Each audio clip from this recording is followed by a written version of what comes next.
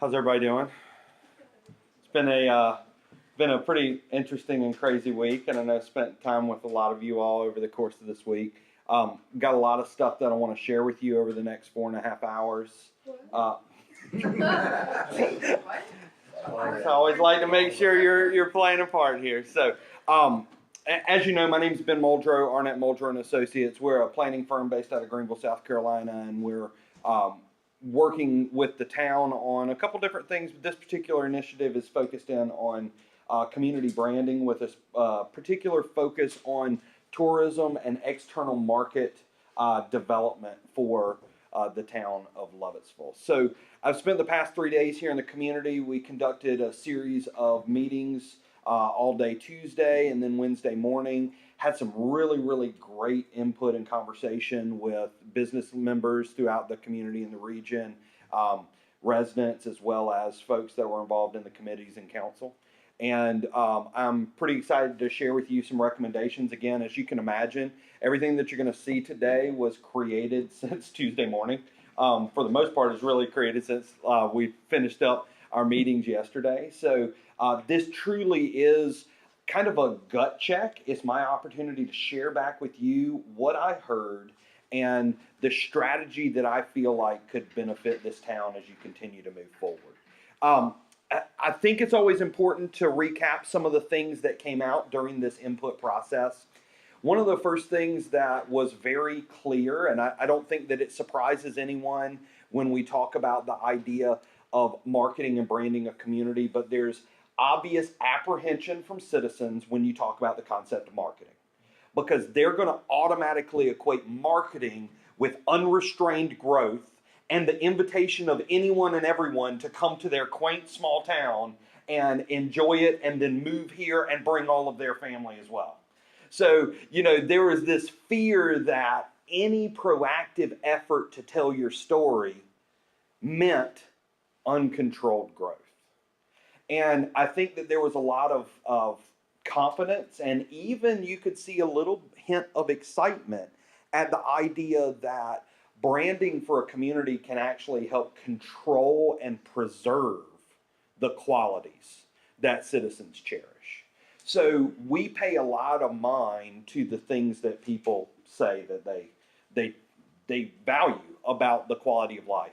And I'll talk about those more in a moment.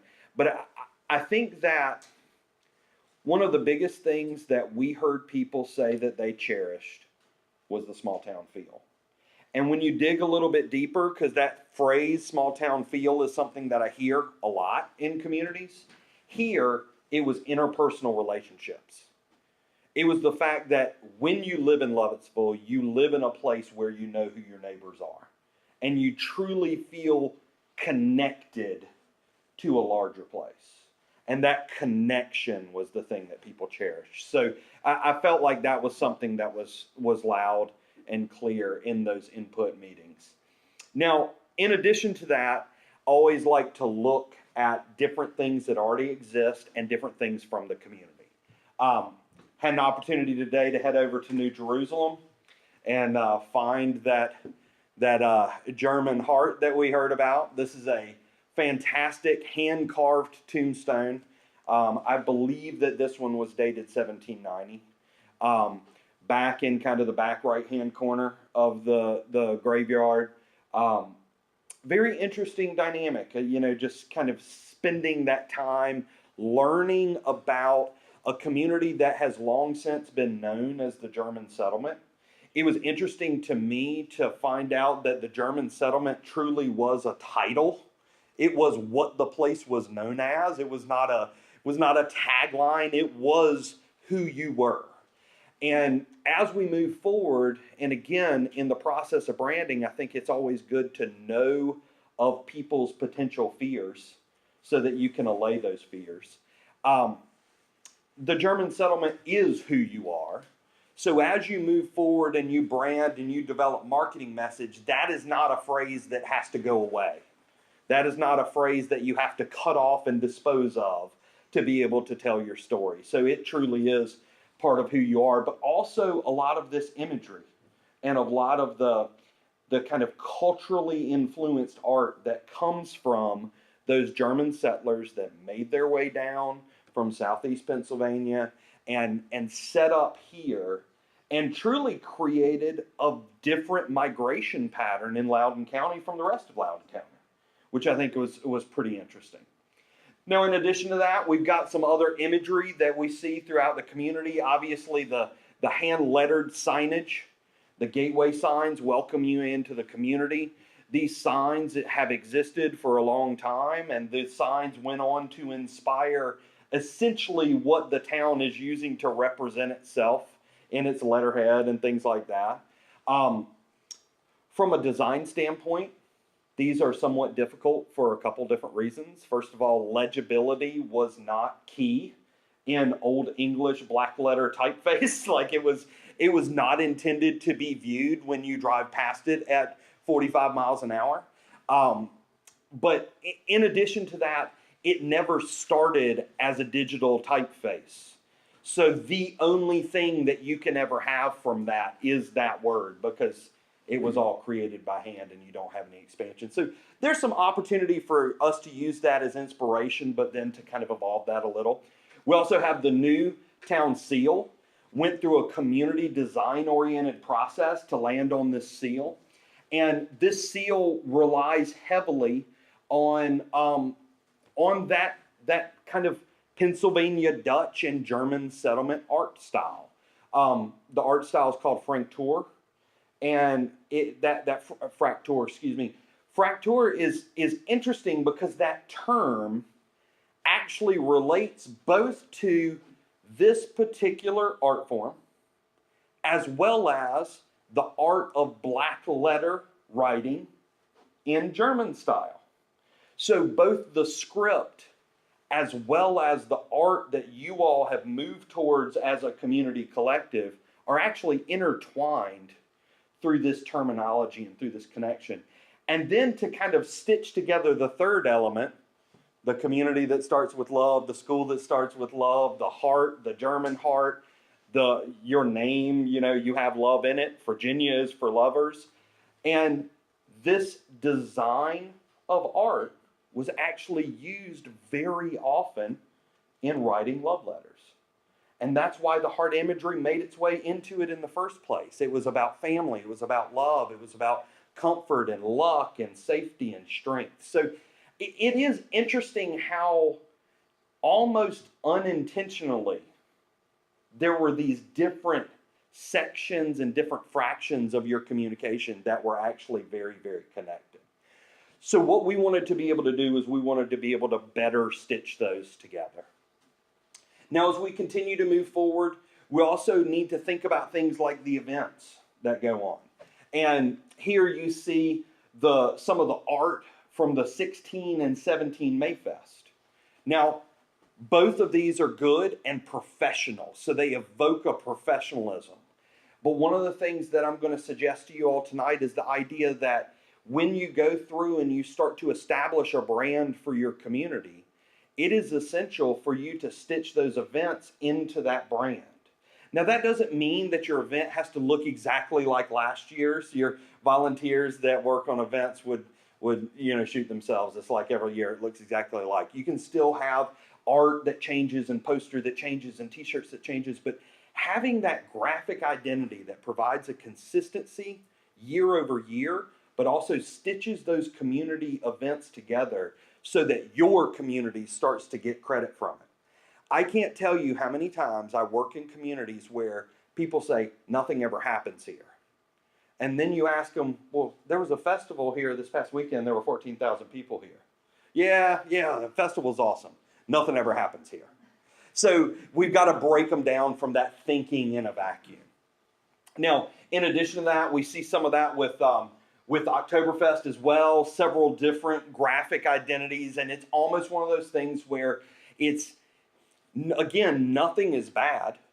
It's just we want to make sure that they're positioned to connect those dots. So the recommendations that I'm going to be making tonight really focus in on creating a solid communication foundation.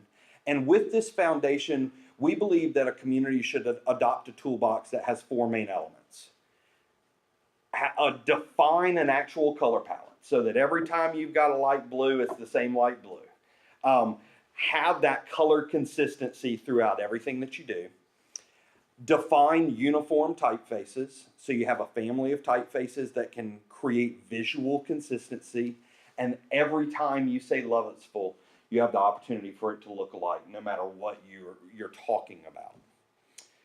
Have a consistent approach to message, and that consistent approach to message does not mean one and only one phrase that you repeat over and over again, but it means having the right thing to say at the right time to the right audience.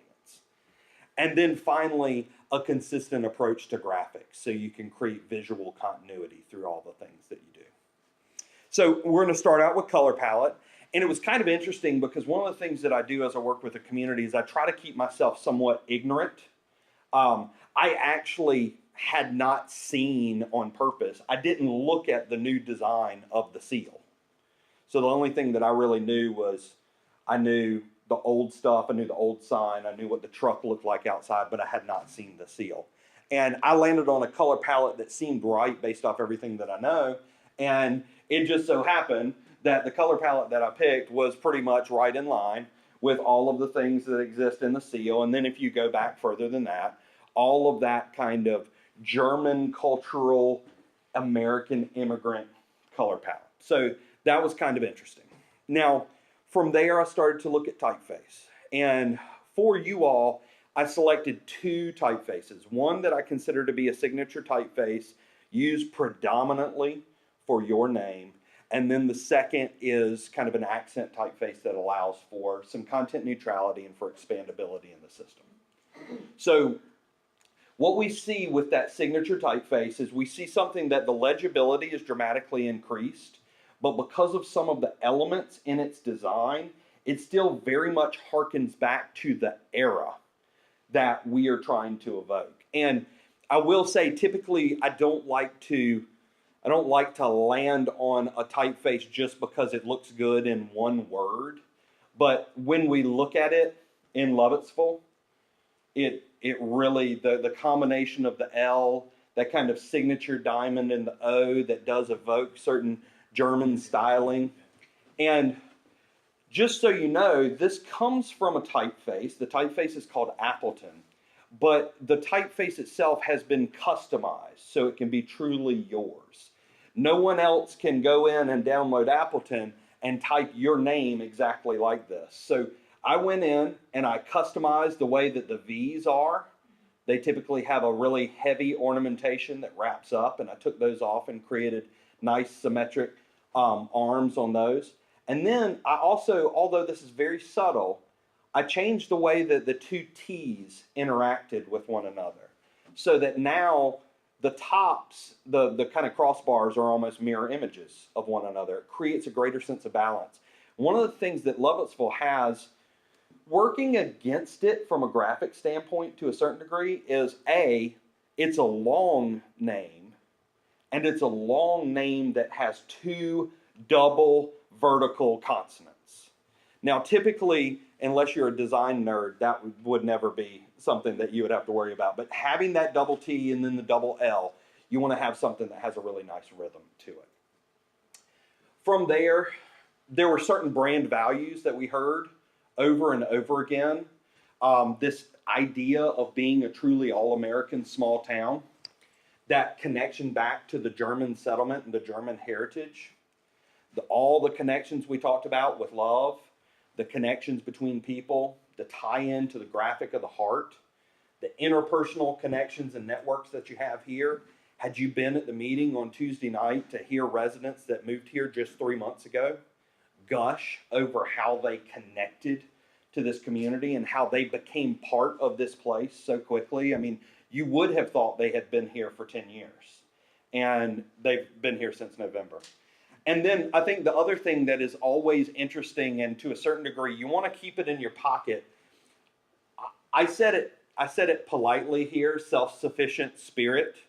That some of the histories that describe Lovettsville take it a little bit more to, it was described once as a stubborn independence, headstrong independence. even going back to the date of when the settlers landed and decided to set up here, and everybody else in the colony had to go to one church, and they decided that they were just going to ignore that rule. And it's kind of like, you know what, you ignore what we do and let us live our lives, and we'll stay out of your hair. And there's definitely a little bit of that that self-sufficient spirit, and maybe even a little of that stubbornness that exists today. But I think that's what makes your community who it is. So when you tie all of those elements together, and you bring together the colors, the typeface, and the overall inspiration for the look and feel, that gives you what we call the destination brand. And what we're showing is, I think it's a relatively simple solution, but I think it ties together all the elements nicely. So it looks something like this. Bringing in that signature heart, which allows us to tie in both to that German heritage and the Virginia's for Lovers. This very simple statement, historically German, all American, gives us the opportunity to both pay tribute to the historic context of who we are, while tying in and kind of making that value statement of small town America. Now I want to show you, because I think the system, you actually need to be able to say more than just that. So that's kind of this top line statement, but I want to move forward and show you, you know, one of the first things that you want to have when you have a graphic identity like this, make sure that it works, make sure that you can do it in one color, that you can do it in black and white, you can do it in reverse. And I think eventually as you start to use this, one of the things I really love about it is you will be able to simply use the word type and not have to even have any graphic whatsoever, which can kind of be nice. Now, in addition to that, the town has gone through a process to create this new seal. And we made it very clear this is not replacing that seal at all. And in fact, from a town standpoint, it gives you an opportunity to tie the seal to the word type, creating consistency, but then also creating just enough of a gap between that representation of the town government and the community as a whole. So your business community is comfortable using that destination brand where we don't want them using the seal. So it gives you that tool to truly have community buy-in. Now to me, where it's kind of fun is where you start to see the expansion, having these different ways to be able to tie in and different ways to tell that story. This is simply a stylized word type, kind of connecting back in with the German settlement, and it has this icon which is called a blooming heart. You know, again, ties into the art origin and gives you an opportunity to connect in with that moniker that has been around for so long. You've got brand extensions so that you can position yourself as playing a role in DC's wine country, which, guess what? We've got Visit Loudon, which is a tourism engine pushing people to the county, and they are using that concept of DC's wine country. So all this does is it simply says, hey, consider us as a part of that story, and maybe even going so far as to say you haven't experienced wine country without making your way through the heart of it. And hopefully, by positioning yourself that way, it allows the town to go out and cultivate additional overnight amenities. And that can be small scale, whether it's the conversion of additional Airbnbs through the work of the Loudon B&B Guild, or whether it's additional B&Bs, or even down the road, if demand ever pushes for it, a very, very small scale boutique hotel of sorts. And that, again, I think anytime you use the word hotel, people think, you know, Holiday Inn Expresses, and that's not what the hotel industry looks like today. You can look all over Virginia and see these amazing boutique hotels that have gone up. They're working on one right now in St. Paul, Virginia. That's called the Western Front, and it's purely and totally themed off of people who are going to the region for ATV riding. So, you know, it's a very, very interesting opportunity. Now, in addition to that, you have this interesting story to tell because of that connection to the Pennsylvania Dutch. and how they set up and developed a very definite personality there. But then when they migrated here, they kept a lot of those attributes, but they don't have that same recognition. If you look around that region, and we've done a lot of work around Lancaster, PA, you see this concept of PA Dutch, and you just see it repeated over and over again. I love the idea that you all can simply introduce and own the concept of VA Dutch. You know, it's not, you don't want to put all your eggs in that basket, but it's yet another opportunity for you to create some interest in being able to tell your story. Now, I said it while I was here, and I'll repeat it again tonight because I do think it's important. As you can see from the graphic standpoint, we are leaning on graphics that are derived from a certain history and from a certain culture. It is your obligation as a community, if you are attempting to both preserve your history and utilize your character to draw visitors in to stimulate your economy, you have got to make sure that you are creating and cultivating tourism-based amenities. If a person is going to a German community and cannot taste German food, that sometimes is a little bit of a letdown. You've done great things with events so far, but I think long term, you want to make sure that you continue to be able to cultivate the experience. And I want to be real mindful about that, the experience. It doesn't mean that your architecture all has to fall purely in a realm. It's the things people can do. So being able to make sure they got that opportunity to see it and feel it. The additional brand expansion, I think it starts to get really fun when you start to look at the different amenities, the different elements, the different things that your community has, and being able to have the different attributes that tie in. And then making its way over into the event expansion. Now, event expansion can be kind of scary because I know a lot of volunteers have put a lot of hard work into creating these events. So hopefully nobody takes any too much criticism at these recommendations. But I start with one that is not a real big change. Such a creative event of Berserkle on the Circle. This simply shows that you don't have to change everything. Being able to have an image and go through and change your colors and use your typeface to connect the dots. And it was not, unnoticed that his shield is the square Squircle. That's pretty solid.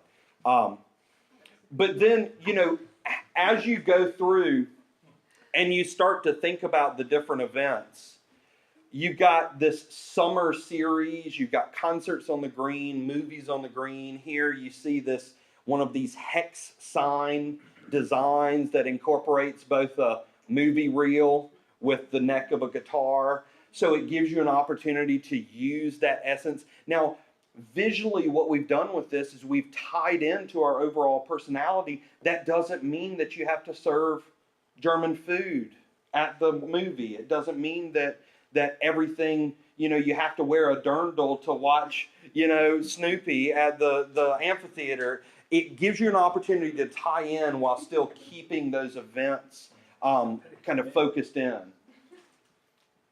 Mayfest.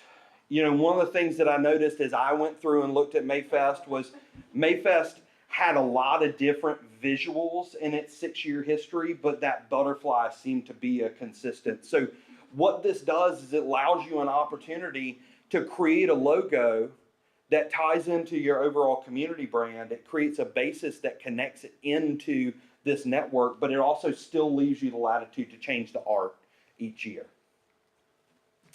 Oktoberfest, again, kind of bringing that in. It's okay to acknowledge that drinking happens, and I think y'all have done a great job with that. So, being able to go through and have things that kind of tie in with that. Now, I will say your holidays events threw me for a bit of a loop, just simply because you can really go. I mean, holidays have a strong, Christmas has a strong Germanic connection. So I didn't want to overdo it.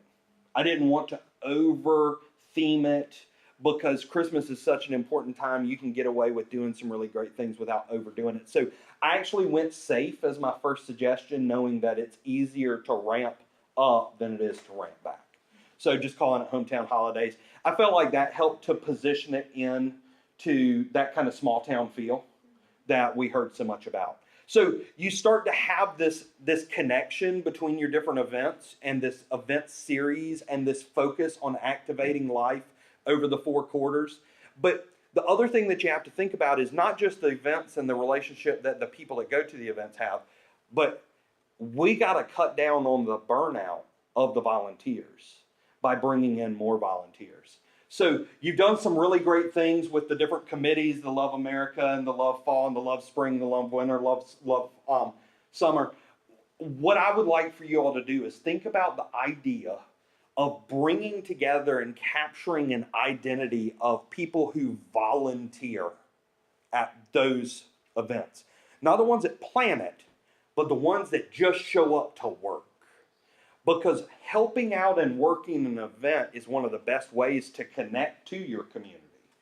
I'm simply calling it Lovettsville Live. You can call it whatever you want. It doesn't really matter. But the concept that I'm trying to share is this idea of making somebody feel like they're part of something greater because they decided they wanted to volunteer at Oktoberfest, and then being able to use that to have more available help for those other events. You've done a lot of the groundwork. You've explored several different options on volunteer management software and things like that. So you definitely have started walking down the right road, but you need to keep going down there because your talent that is putting on the events are getting burned out, and you got to make sure that you're taking care of that passionate leadership. Now, in addition, signage is hugely important. You've got these gateway signs, very, very, I mean, they're known. I would actually argue that of all the things that this community can do and needs to do, replacing those signs should be very far down your list because they're so iconic that it's completely fine for them to stay. There are plenty of areas to invest in where investment hadn't occurred yet. So what I'm actually showing is I'm showing what the rest of the wayfinding system might look like and might feel like. You can't really see off the screen. It's actually a dark blue base instead of it's not a black base. It looks black. You want to have something where your contrast is relatively high. You can do some custom colors if you want to, but being able to kind of lean on some of those standard 3M reflectives make a lot of sense for the signs that are going to be right along the VDOT roadways because they're going to require all that. I want to talk through these real quick. You've got, first of all, this is called a trailblazer. I mean, this is a pole-mounted gateway. So you have signs that announce arrival at kind of corporate limits, or actually yours are inset some, but it is okay to announce arrival multiple times. When you get into the physical heart of the community, it's okay to announce arrival again with a pole-mounted gateway sign. It's okay to announce arrival onto Broadway if you want to. So being able to use the pole-mounted gateways are a good way to announce arrival in an appropriate scale. These next 2 signs are called trailblazer signs. You have different scales based off the speed of the roadway. These signs typically have up to 3 destinations on them. Any more than that, and they become ineffective, but they help to point people to particular areas. They also help to inform people of what they're driving past. Typically, these destinations are going to be public-oriented, not private business. So as soon as they become private business, it becomes a billboard, and it's a whole different kind of sign. Parking signage. We heard a lot of talk over this week about parking. Believe it or not, some people in the community are concerned about parking problems. I've done this for 15 years. I've never heard of a community that wasn't concerned about parking problems. So good thing is you're completely normal.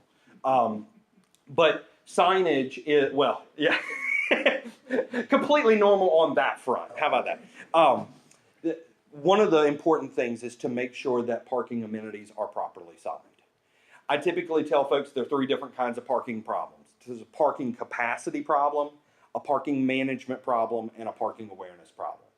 When people say there's a parking problem, they always want to tackle capacity first, which is hands down the most expensive to deal with. So go through and make sure that the spaces that you have are properly signed and that people can find them.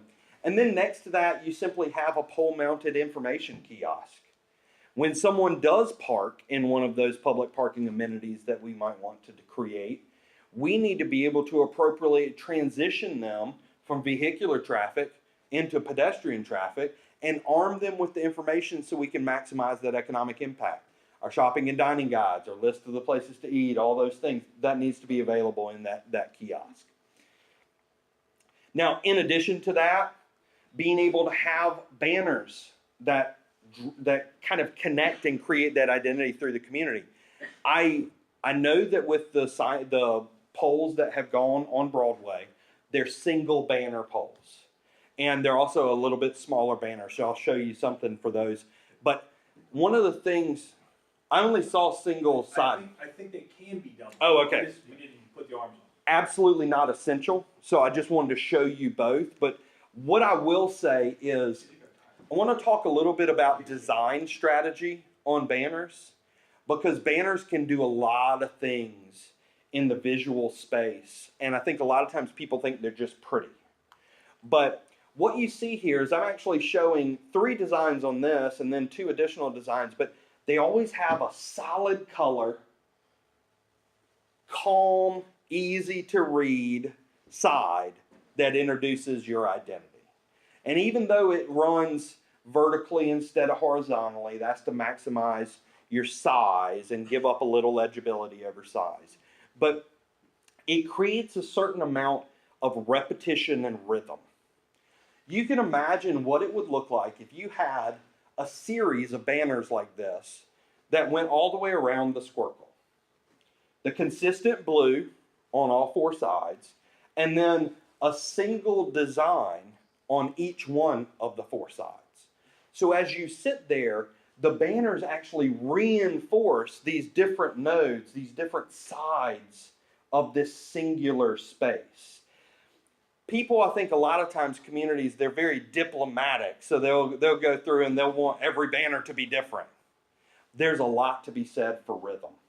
And being able to use a double banner system where your cars are moving faster so that you're using more visual, more color, and more movement to slow that traffic down a little. And then simply showing where, when the space and scale is more appropriate, you can scale that down, you can go with smaller designs, and you can keep that. Although cars are on this, with all the investment in sidewalk and everything, you can have something that's a little bit busier, and that's okay. Now, in addition to that, I'm a big fan of making these resources available to your business community so they can create collateral that your citizens can buy. So being able to take that logo and brand and put it out on products, making all different things available to people so that they can purchase it. Another thing that I think is really important is this concept of what we call brand co-oping. My 13-year-old daughter asked me for a Swell bottle, and I didn't know what it was. And I was like, okay, what is it? And she was like, it's a water bottle. And she was making a real big deal about it. And I was like, this is odd that she's making such a big deal about a water bottle. It's like a $45 water bottle. So apparently it has tiny fairies that keep the water cold inside it. I don't know what it is. But the reason why I showed this is there is a very definite theory of what we call brand co-oping. So if you have a premium product that consumers know and think highly of, and you then customize that product with your brand, you start to transfer some of the value and standard that people think of brand 1 onto brand 2. So as we were doing work in Southwest Virginia, we knew that we wanted to position Southwest Virginia as an outdoor recreation mecca. So we started to get brands that outdoor enthusiasts thought highly of and putting our brand on them. So you start to transfer that. So as you go through and do this, it's okay to have some products that cost a little bit more, that have a brand that people recognize. It's all right to maybe have a shirt that's got a Nike swoosh on one side and a Lovettsville word type on the other. So be comfortable with that. But one of the things that is exciting about this is simply giving these tools out to the business community so that they can profit from them. And then being able to tell that story visually, being able to have something that's easy to talk about. This just kind of shows an ad composition that gives you the opportunity to have kind of a dominant photo, gives you an opportunity to tell a little bit about the community, to show off different elements and different attributes. And as your community continues to grow and change, the photos that you have are going to continue to grow and change. You've got some fantastic photography that are event related. You know, being able to capture some of those essences about what makes this community special and different. Do you know where it is?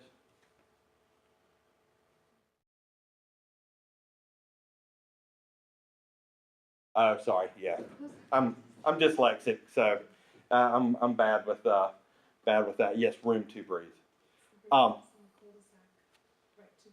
Right. Yeah.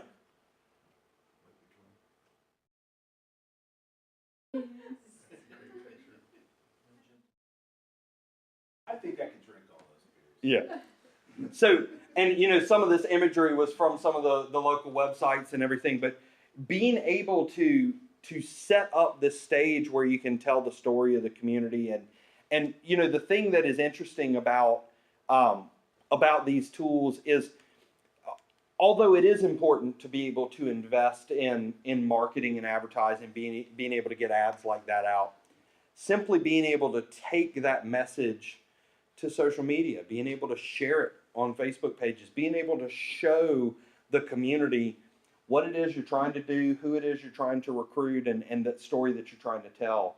I think that really gives us a lot of opportunity to get them excited and help them tell our story. And in doing that, help us to preserve those qualities. So with that, I'd love to open it up for your thoughts. I mean, like I say, this is what we were able to put together over the past day or so. But all in all, do you feel like it's moving in the right direction? Do you see the strategy behind creating that connective foundation and being able to preserve that authentic story that you have to tell of the German settlement while still giving you the opportunity to appear clean and fresh and modern?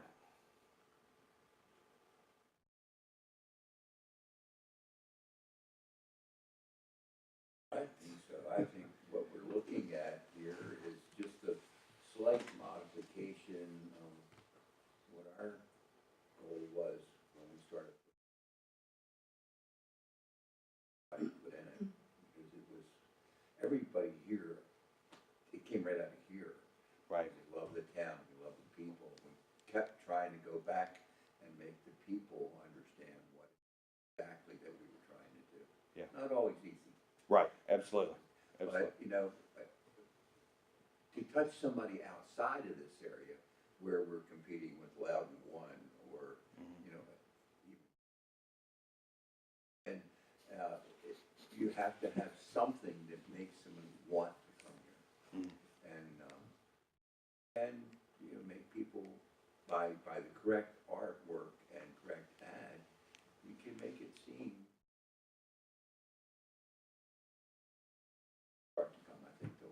So I like the direction you're going. Great. All of us have personal feelings about, I don't want to, Sure. I don't want to screw with October. You know, when that touch Mayfest.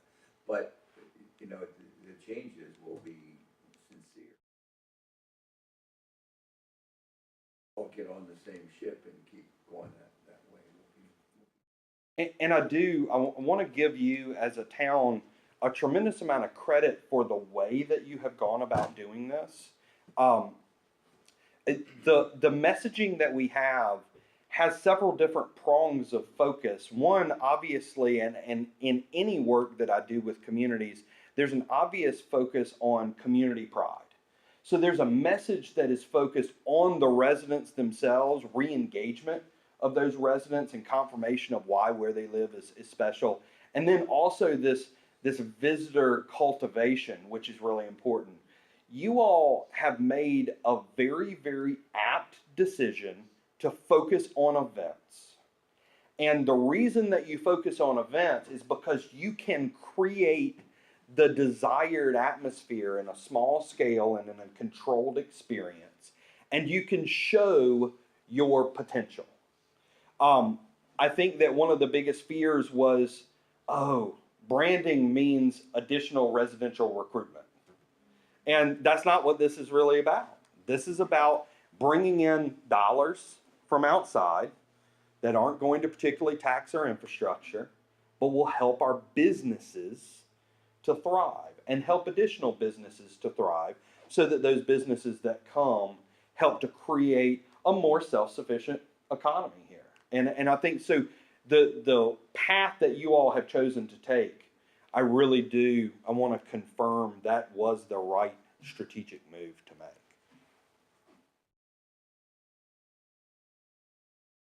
Correct Bavarian connection, to be very heavy-handed with that. I think that the muted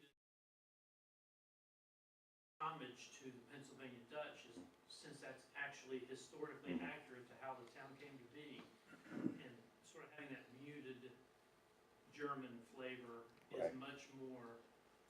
seems much more comfortable with this Good. community than Good. something that would be like a direct all-in sort of theme park style. Exactly. And I will say, I mean, that authenticity, one of the biggest things that I struggled with, and I don't want to fault any previous decisions that were made because from a strategic standpoint and from an implementation standpoint, how did it progress? The German settlement, events to create activity, Oktoberfest. Anything you look at about Oktoberfest is going to evoke Bavarian imagery. So I did make a conscious decision as I went through to preserve colors while it's amazing what you can do when you simply move away from the blue and white diamond pattern. And being able to tell that very interesting story of the German migration. And the Germans left and tried to go to England and got kicked out of England, and then tried to go to New York City and they didn't really want them there. And then they finally made their way into Philly and hung out in Pennsylvania for a little while. And then once the treaty with the Iroquois happened, it opened up part of this. And I loved that opportunity for Lovettsville to tell this story of, we were settled differently than the rest of Loudoun County. And there's actually the history on the Loudoun County website of Lovettsville is really, really good. Very thorough, but it talks about this difference between the typical tidewater immigration and migration from the east moving west of the majority of Loudoun, with this kind of southward migration through Maryland. And I thought that was a really cool story to tell. And story after story, you find these very interesting dynamics that we need to create those springboards for conversation. I'm glad you picked up on it because it was definitely intentional. We want to preserve that culture and that heritage, but we want to try to get it right in a way that is still easy to implement and very visual.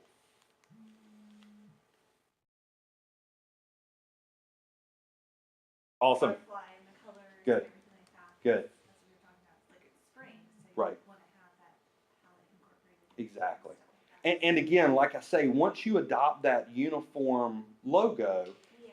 everything else is open.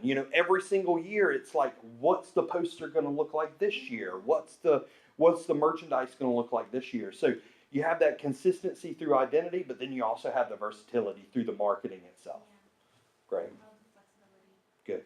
Good. Flexibility, but also continuity between Right. them. Because you look at the two websites, they're very different. And Mm-hmm. you might question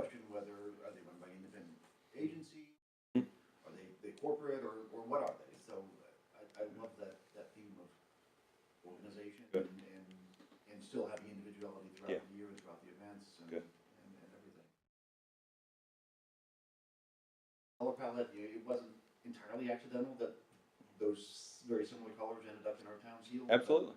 Yeah.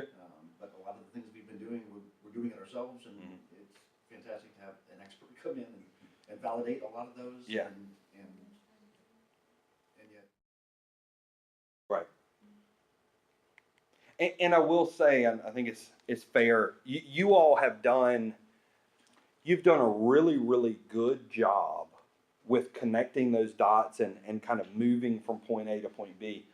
You also have done a really good job in a lot of those design processes where you have included your community in being able to have a say.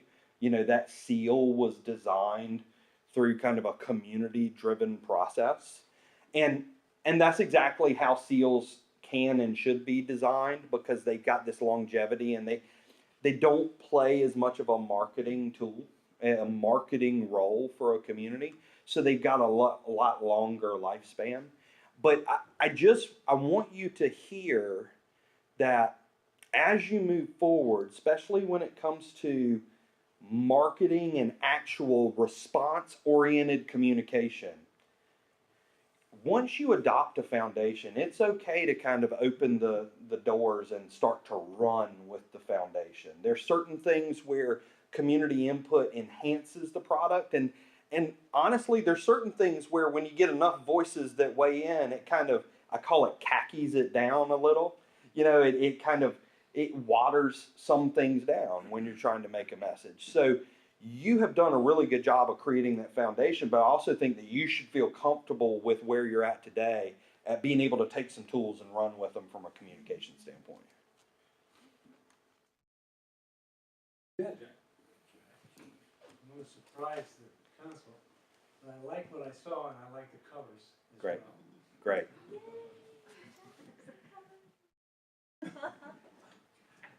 I hear from you all just generally what your perspective.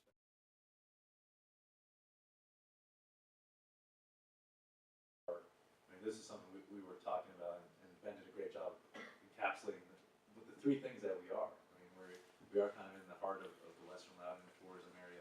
The Virginia's for lovers. Our name with love. We always knew we wanted to be something with that, but we have that German history, and then we are an all-American town. When you see our Veterans Day, Memorial Day, everything that we're about, kind of is that kind of going in the right direction from what you see from being able to encapsulate all three of those.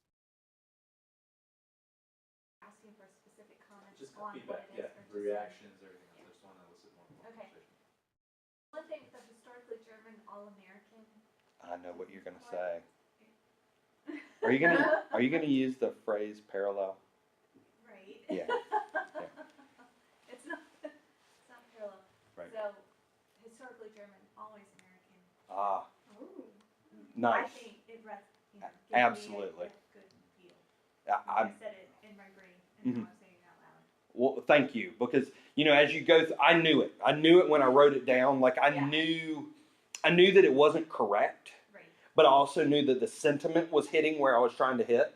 And that's exactly why we do this the way that we do. Like being able to share that with you and be able to say, I feel like it's somewhat close, but I need to figure out. I love, that's a very simple modification, but it makes it parallel, but it also changes it. Yes. You know, it makes it a little more intense, which I actually really like. Yeah. So, any other thoughts? Well, in the same vein,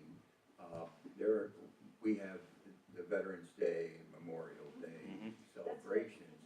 And in talking to the people that are involved with that, you know, I have to go to every one kind of guy, you know. Other civic leaders. What they're saying is, it's better here. Now, that's what you want to hear. Right.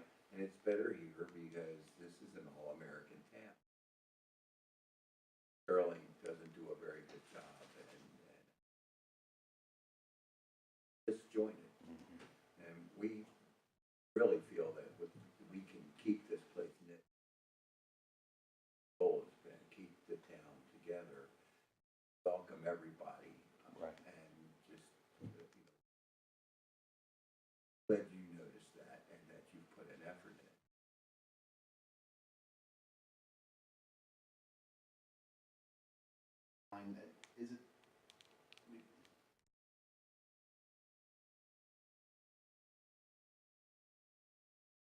correct, if it would be historically German? I just don't know if it'll fit under that. I can't spell that word. No, I get, I can't. Thorough is like one of my least favorite words. It's got O's in weird places. It feels like. Yeah, exactly, exactly. No, and here's the thing. The good news is we absolutely don't have to.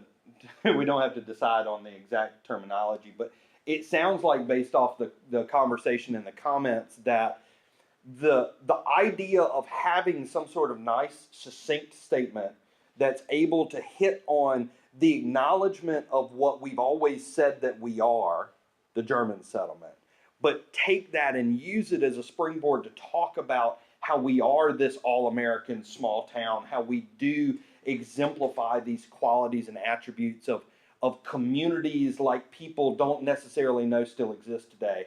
If we can land on a statement that does that, we're doing what we need to be doing to tell a community story. Is that fair? Okay, cool. Because what I can do is we can think through, I've got some people a lot smarter than I am that work for me and work with me, and we'll take that challenge, and they love some throwing out some synonyms like they'll yeah, exactly. So we'll go through and we'll see if we can come up with a couple different options that bounce around that a little and see what seems to resonate. Just like the depth of it, even the notion that, you know, America, we're all immigrants, and Lovettsville, most of us aren't from here. Right. We're all immigrants to Lovettsville. Yeah. You know, that. Right. Mayor? The font, when you were talking about that before, you changed it, so Mhm. okay. It's real, It's modified. but your actual word type has been modified. Okay. Yeah. So there is an accompanying word type. I mean, there is an accompanying typeface. Okay. So if we wanted to go and type something, a whole different word, Right. we could do that, and it would match. I subtly modified those letters so that when it presents Lovettsville, it's kind of optimizing the way it's communicated. Okay.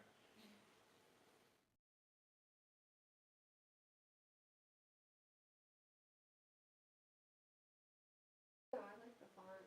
I like the art. We're onto something with the tagline, but I agree with both of them. Yeah. What's your next step for tonight, as far as this? Is it We a want to nod, get- we like the idea? Correct. Are we on the right track? Yeah. You know, what else would you guys like to see? We'll go back, we'll work on it, we'll continue to, like we do with the.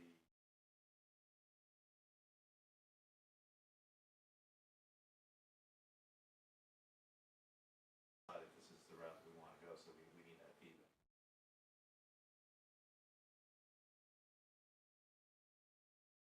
Focus on and think about what, in terms of.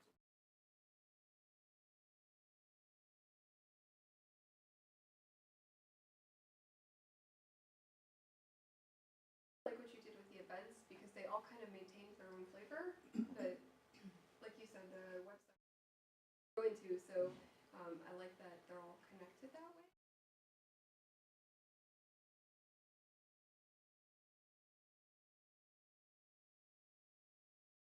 Touch on the seal again. When you were talking to me in the interview with Rob, Mhm. you mentioned how the seal, like you don't like it on the side of trucks. So you're envisioning the Lovettsville with the tagline on the side of the truck, right? And that's sort of the. I don't know yet. Well, the truck's not that important. I'm just. Yeah. I'm trying to. Yeah. So where's the seal? Go? So where's the seal go? The seal goes. The seal's going to go on. There'll be parts of the town website where the seal will show up. The seal might show up on. It would definitely, I would say, would show up on if we did business cards for council, formal documents, meeting agendas. Events where you all play a role in kind of a governmental capacity. I could absolutely see. I could see the seal, now that I know exactly what the seal looks like, I can see the seal going on the vehicle, or I could see the word type alone going on the vehicle. and I don't care, my one worry is, if the seal isn't part of stuff, it's the one thing where we reached out to the townspeople and said, okay, help us design this. Right. All we're saying is, we're gonna build it on a hex sign. Other than that, pick from these elements, pick from these colors, and that's how we ended up with it. So I wanna make sure it's not discarded. Yeah. So that like, whoa, hold on, you know, this is from one guy that, you know, 5 people around the table said, yeah, to, as opposed to seal. Well, and I mean, I can obviously and absolutely see where somebody would take that angle on it. I would hope that council would be able to very quickly say, well, in actuality, what this marketing consultant did was he took the product that the community designed collectively, and he used it for the inspiration of an entire communication system. And the big thing about the composition of seals is they're not intended to be marketing tools. And so if you went and you put a seal on an ad, it's not really saying anything about the place. You put seals on more formal kind of government oriented things. I think that there's still plenty of room for it to be used. But I think from a marketing standpoint, you want something that's gonna say that name a little bigger. But that is why we're showing it clustered with that word type. So like if we're doing letterhead is gonna have the seal on it. If you're gonna do communication from the town to the citizens, it's gonna have that seal on it. Taking elements out of the seal for use. Obviously, the heart, you pulled that out and Yeah. using that. Yeah, the thing that's you've got some elements that are, even when pulled out, are still kind of busy, like the acorn and leaf from the mighty oak that we see right across the street from the parking lot. Still kind of a complex graphic. I believe, and I have a whole file of vector art that I've created that is additional art in this design style. So, you know, various different birds and various different, you know, leaves and plants. That's predominantly, it was a lot of hearts, birds, and plants. You know, they liked their flowers, they liked their birds, and it really was 3 birds. It was the distal fink, it was the eagle, and it was the paradise bird, or bird of paradise. And so I've got different stylized versions of those already created. And one of the things that's interesting about the overall word type is it's designed in such a way that you can interchange. I've got a couple different versions that I've already designed. There isn't one that I love, but I know that you all have, I mean, you have a blue finch as a mascot. So, you know, the idea of being able to have graphics that help to kind of tell that story is important as well. So there are additional tools, but I wanted to show clearly that in our mind, that heart as a primary allows us the opportunity to kind of set the tone, and then you can grow and expand from there. It looks from a distance like a finch, but once you get close, it's something. The distal fink is a finch. I know, it gets really upset if you don't call it. Oh, it's a distal fink, sorry. Other finches Ava do the not distal identify as a finch. Do what? Other finches do not identify as a finch. Oh, That's how you know. I gotcha. And I wanted to put the heart on the belly, but they won't let me. Self-identifies. Can you flip backwards where Yeah. the seal, I know the type of the seal and the one that you pulled here, they're really close. Wait, say that again. The L in the seal is similar. They're not that, it's similar. It is similar. Yep. Yep. Would you suggest, and God, I hope not, No. that we? No. And when I do this, the only edit that I might suggest on the seal moving forward, and it's completely optional, it might be a slight edit on colors in the seal individual files as we move to make sure that every digital file that we have is using that exact same thing. And that's sometimes you have something that's created, you might have several versions. And as I was doing web searches, I felt like I came across a couple different versions of seal that had color variation. So we would want to make sure that you're going to roll out so the colors are lined up. You wouldn't have to change anything, but definitely not go out and change anything where the color exists. Okay. The original seal of Virginia, that might be a difference that you see. Did it also have, was there a seal that had the Bavarian diamonds in the background? Well, I mean, that was like one of the first considerations. Okay. Okay. Okay. That's one we didn't know we were there. Well, Gotcha. I didn't know.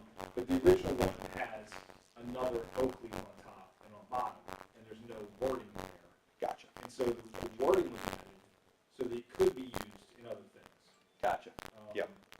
So And then, you know, from a design standpoint, and again, not to geek about it too much, but when you talk about communication and you look at the seal, and you look at the vertical composition height of the seal, and then you compare it to the vertical composition height just of the letters, and you're sitting at probably less than a quarter of the overall height to be able to say who you are. So from a communication standpoint, that's not really its intention. Like if you kind of carry that back and carry it back to heraldry and wax seals and all that stuff, like it was very much, it was a more intimate relationship. It was intended to be seen and interacted with on kind of a human, one-on-one, close scale. So I think that one of the things that I would love to see us do, and I just didn't have time to do it because I like to be really, really mindful of it, is does the town currently have a town flag?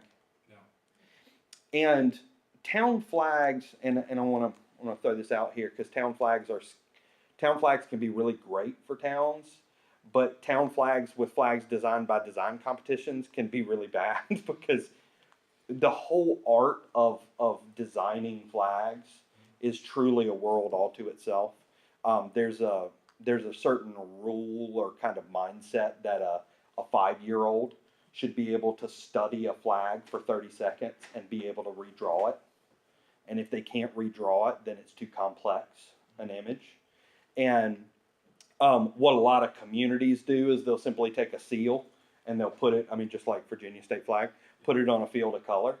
And that's not really ideal for what we're intending it to do. But I think with what you all have landed on with your seal, you have the opportunity to do a really, really cool city flag and something that would turn into decals that residents might put on their cars and you know, just opportunities for them to fly flags off their front porches. And it could be really, really nice, but it needs to be done in a nice way. I mean, for DC's got a phenomenal flag because it's simple and you can draw it. And it's, you know, red and white with 3 stars. You know, it's like I can figure that out and do it. So. Well, on the seal for just 1 second.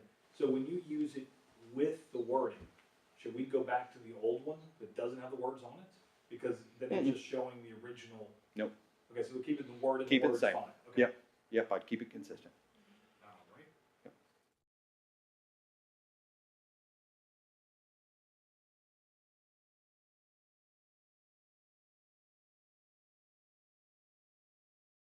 Well, and that's the thing. Like, I don't want any of these recommendations to be seen as editing that. I feel like it was a product that was created through a community-driven process, and all I want to show it is that what we are creating works in tandem with it, and can literally be teamed right up next to it, so that when we want to talk about the town government, we can represent it and have that cross correlation through the word type and colors. What timeline are we looking for usability of these? Well, typically what we like to do on this is, as you know, I'm recording this. I'm going to post that video and make that link available to Laszlo tomorrow, and he can share with you all so you can go back and review.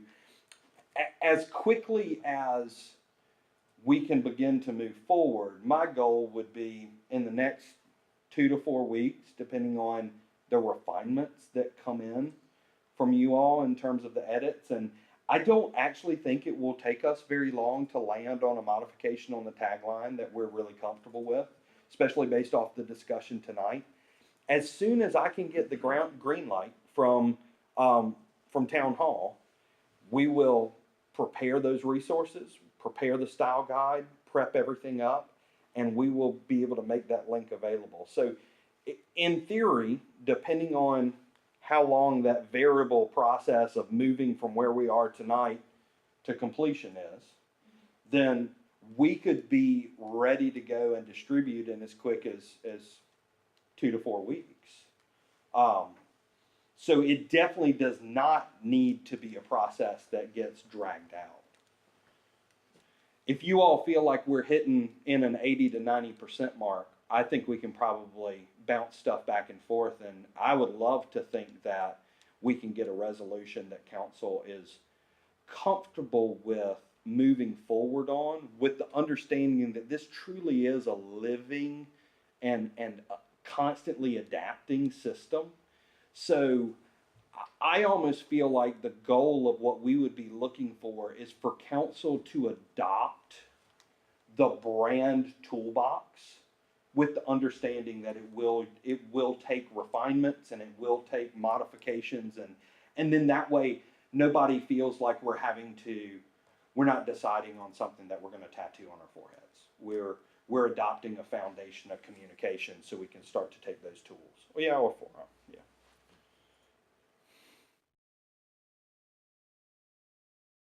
How long you guys would want to evaluate this, send comments? Well, I'm asking because Mayfest is coming up and we want marketing, obviously. I mean, we have, so there's some elements that we can incorporate into the marketing to help jumpstart this whole.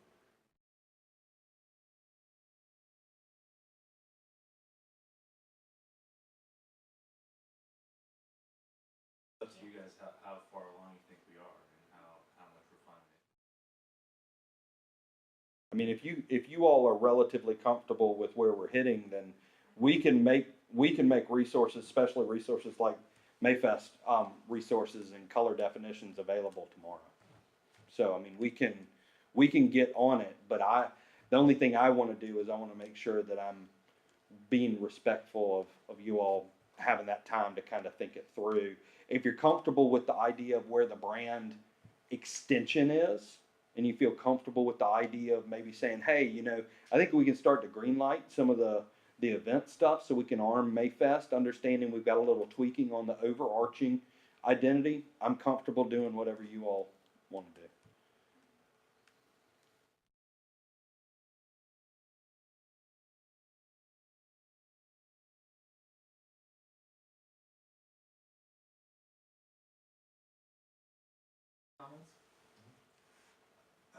We're just sitting here looking at how much of this, when you talk about having businesses use it, so much of it would just be so valuable to us.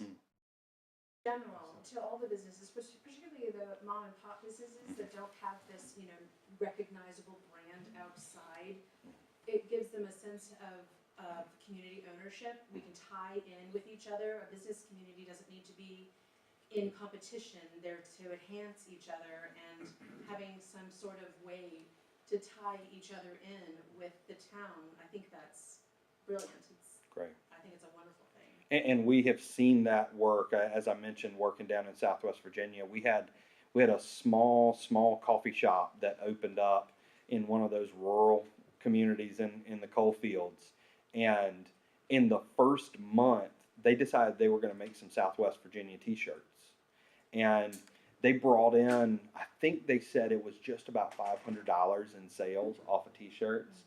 And for a business that probably was only pulling $1,200 or $1,500 a month anyway, it was completely a different world for them. And being able to have the whole byproduct of the consumers having things that they're proud of having and showing where they live is big too. So I'm excited for that. Last one. Why don't we do this, and since this is going to be posted as well, why don't we take a week or so, send me your comments. I can organize those, and then show you all the different comments, see where we're kind of in agreement on what direction to go.